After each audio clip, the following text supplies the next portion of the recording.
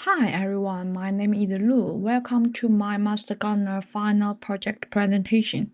Today, I want to take you on a journey to explore the Chinese garden.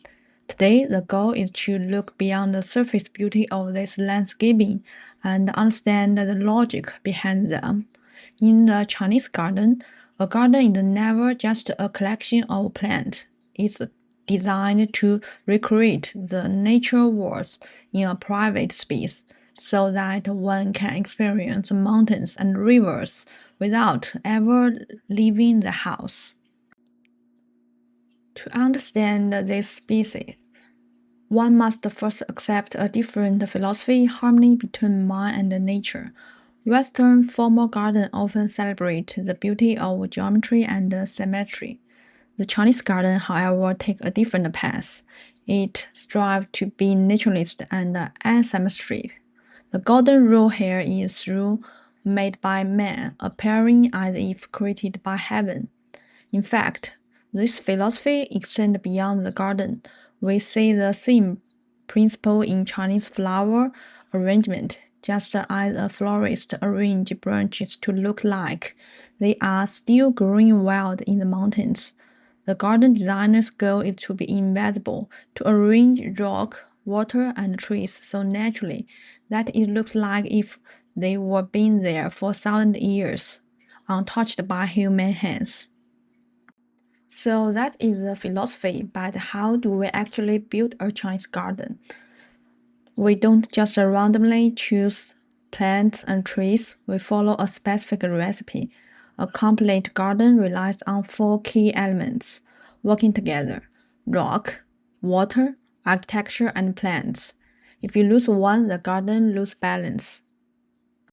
First, let's look at the rock, known as the bone of the earth. Why? Because in Chinese landscape painting, mountains are the skeleton of the world. But obviously, you cannot put a real mountain in your backyard. So, scholars use this rock to act like mini mountains. The most prized variety is the Taihu stone. Look at the texture, it's wrinkled, thin, and full of holes. These shapes were carved by centuries of water erosion.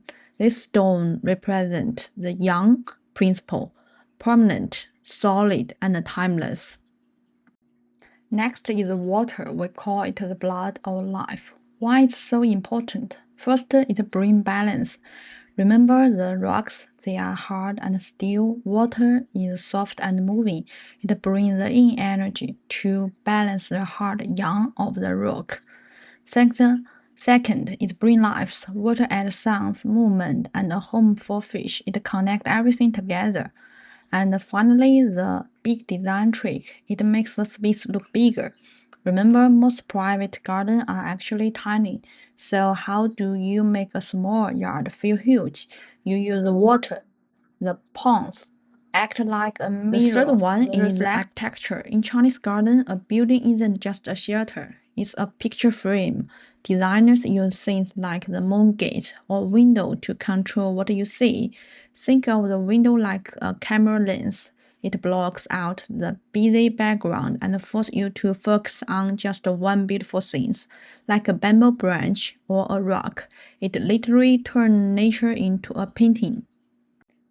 Now let's talk about plants. Chinese gardens don't just pick them because they are pretty, it's about characters. To understand why, you have to ask who built this place.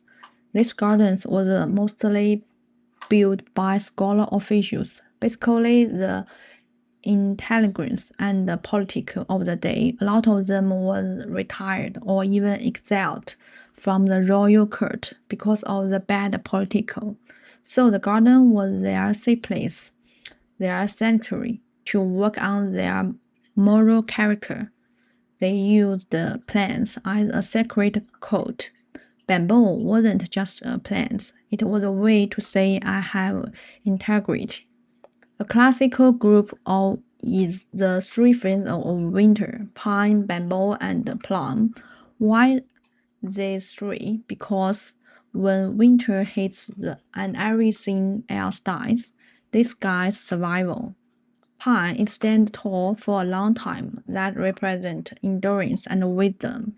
Bamboo, it represents resilience. It's hollow inside, which means it's modest and it bends in a storm but never snap. Flowering plum, it blooms right in the middle of the snow. This is pure courage. It's not just about what you see, it's also about what you hear and smell.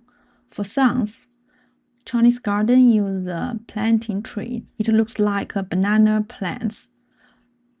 They plant it right outside the study window on purpose. Why? To catch the sound of rain. It turns a rainstorm into the music of rain. It creates this melody, poetic vibe for the writers inside. For scents, we love the sweet osmanthus. Now, if you look at it, the flowers are very tiny and yellow. You barely notice them in the tree, but the fragrance is powerful. The lesson here is simple. Inner substance matters more than a flash appearance. Okay, let's move to the flowers. Chinese actually have a Hall of Fame. The top 10 famous flowers. It's like a cultural library list. For instance, orchard means elegance and adelis means passion. The list is very long, but I want to focus on the heavy hitter for the season, spring, summer, and autumn. First, for spring, we have the tree pony. This is a symbol of prosperity. Unlike the regular garden pony, this one has a woody stem and massive flowers. It looks like a queen, demands attention. It's all about wealth and honor. Second one, for summer, is Lotus. This represents moral purity.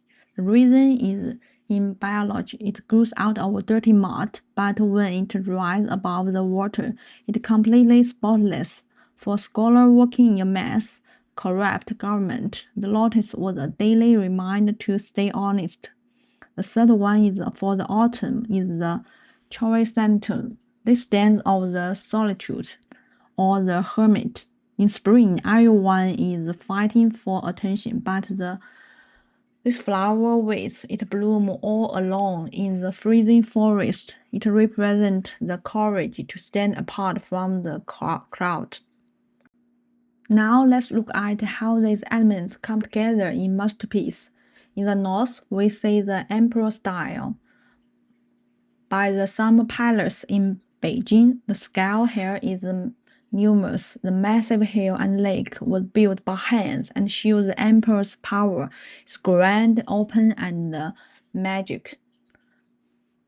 In the south, specifically in the city of Suzhou, the style changes completely. Why? Because these are private scholar gardens. Historically, Suzhou was the retreat and retired officials and intelligence. After years of service in the rigid imperial court, they return here to build their own private place. Unlike the emperor's open grant, the scholars want privacy and complexity. The Humboldt's ministry garden is the prime example. Remember, these are urban gardens, often hidden behind the high walls in a crowded city. Because space is limited, the design is like a labyrinth. The space is divided by walls, currents, and water to prevent you from seeing everything at once. This complexity trick the brain into thinking the garden is much larger than it actually is.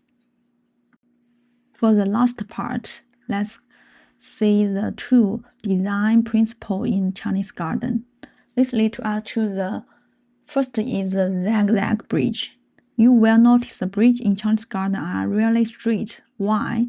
This is a folklore. There are two explanations. One is the folkloric explanation. It says that the evil spirit can only travel in straight line, so the zigzag keeps them away. But the design reason is much more profound. It's called one step, one wheel.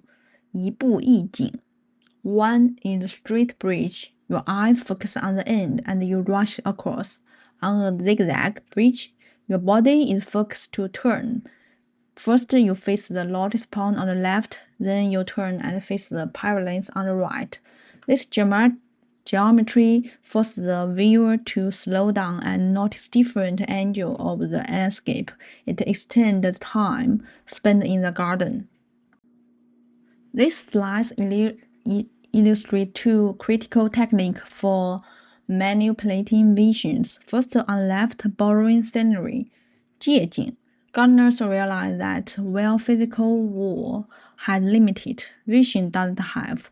If a neighbor has a beautiful view or if there is a mountain in the distance, the design creates a window to capture that view. By visualizing borrowing the external beauty, the garden connected the intimate includes the space to the infinite landscape beyond. Second, on the left is framing scenery, 框景. Here, architecture acts as a camera lens. Notice the circular doorway. This is the famous moon gate. It's not only a pathway, it's a picture frame. Its circular shape isolates the specific things like the bamboo or the pavilion behind it, stripping away distraction and turning a live landscape into a current painting. In summary, the art of the Chinese garden is not just about horticulture, it's a blend of psychological, physics, architecture, and poetry. It teaches us that a garden should not just be looked at, but also looked through and experienced deeply. Thank you for listening. That's all.